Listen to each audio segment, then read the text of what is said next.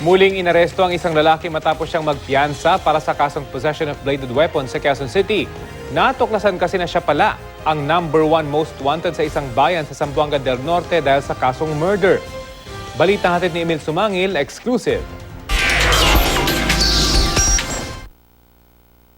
Inaresto ng QCPD Masambong Police Station 2 ang 32 anyos na si Archer Hamorol Tabanera sa salang paglabag sa Batas Pambansa 6 o possession of bladed weapon.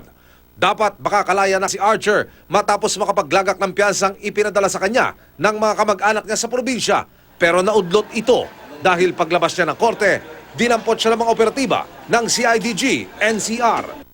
Numero 1 pala ito sa listahan ng mga most wanted sa bayan ng Rojas, Zamboanga del Norte at nahaharap sa mga kasong murder at frustrated murder.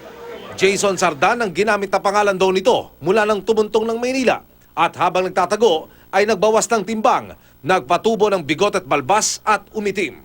Nagtatago sila sa Maynila kung saan meron silang kakilala, kamag-anak.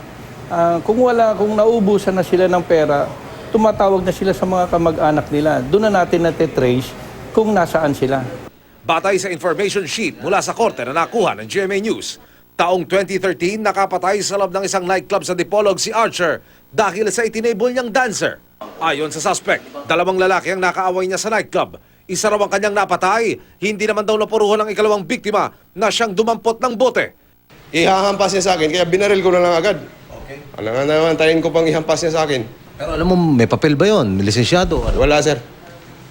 Ba't ka nagbabaril ng alam mo namang dapat eh? Yes ko yun, sir, eh. Para yun, ipagtanggol ko yung sarili ko laban sa mga taong, mga abusado.